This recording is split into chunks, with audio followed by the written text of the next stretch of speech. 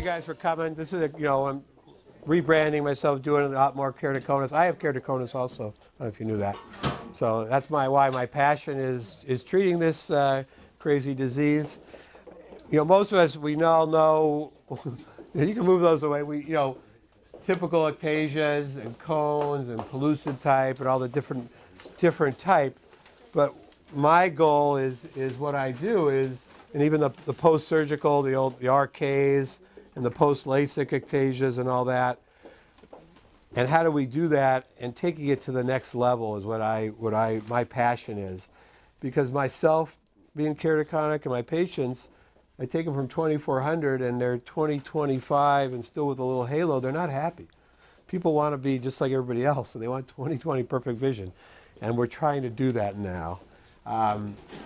Also, some of the other things we do is just even dry eyes, Stevens-Johnson syndrome, and some other things that our corneas are bad, and I'm getting more and more of those sent in from the optometrists and the other surgeons and that too. So we can fit all these people now. This was just one I was just talking real briefly just recently. With the new technology, and I want to show you. I'll show you some pictures of the eaglet, and we'll show you how it works. But now that we can measure more of the eye, and we actually know the shape of the whole cornea and the whole sclera, we can do a much better job. And this is a gentleman that came in. He hadn't been in for a few years. I fit him the old way I did. He was very happy. Came in, things are pretty good. He goes, my eyes get a little red after 4 hours, but I still see okay. A little hard to see at night driving, but all in all, I'm pretty happy. So we said, well, come back. Let's refit you now with the new technology. And so we did the eaglet, and this is what the eaglet can do. So now we can have a topography of the whole cornea, where most of you know with the topographer, we only get maybe 50–60% of a cornea. So we know the whole thing, and we can do elevation maps and all that. But this is the sclera now. And the colors, just like the other, tell us how flat, how steep it is, and we can measure that to how many microns in every different quadrant, or even more than just quadrants. And it can actually tell us all those values.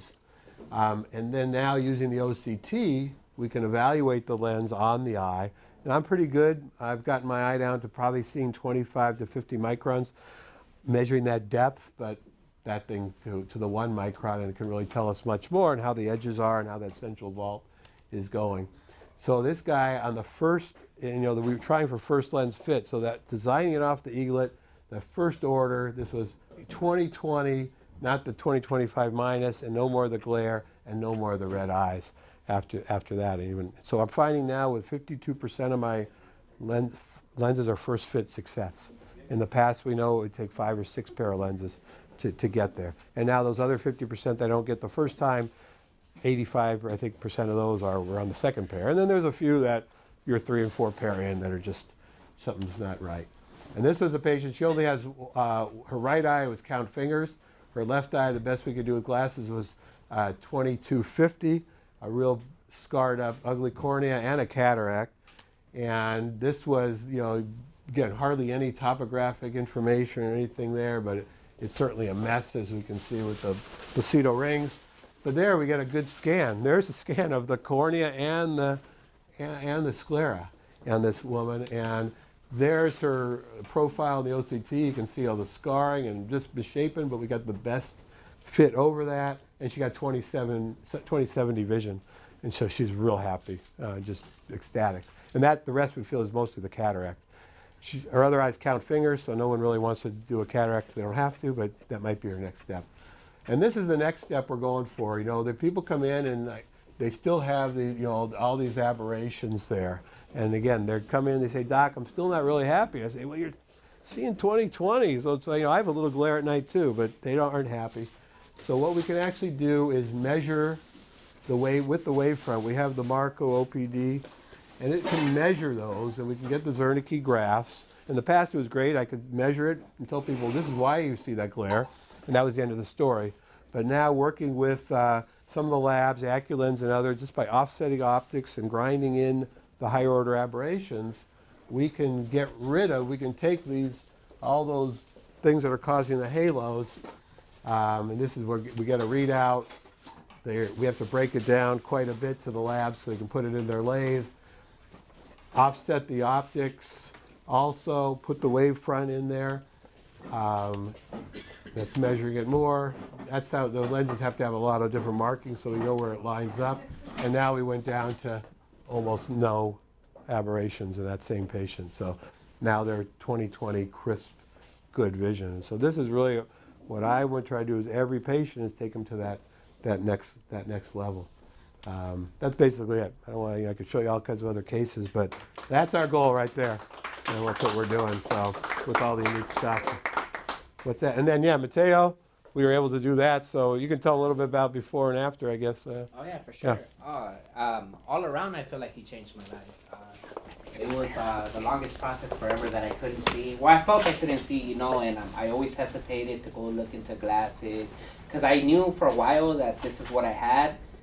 I don't know, I guess I couldn't face it, or I don't know, I thought eyeglasses might fix it, so I continued to go to different eye doctors, and they would tell me the same thing. They would continue to recommend me other places, and I finally was, I was just looking it up online, and I saw that he specializes in it, and I finally got the courage to come here, and I'm glad I really did, because I feel like he really changed my life for real, all around.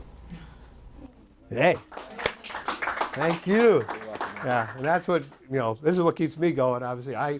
Myself personally, but when I get my patients for sure. doing this, and some God for they can't even drive a car to doing this and working and all that. It was crazy. The stuff I couldn't do it was crazy. Yeah.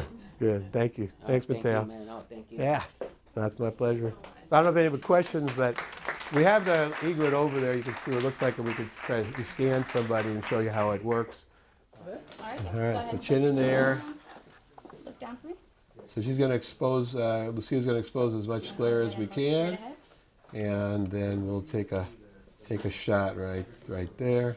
So let me show you what those look like here. So, and now with the eaglet eye, we can actually take a few measurements and put them together.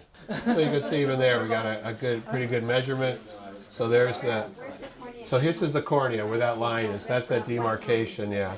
So it's going to measure because it's a big change in there. And so we can do different looks at it. This is the coolest one. This is what I show patients because this is what we're really trying to do is match the inside of this lens.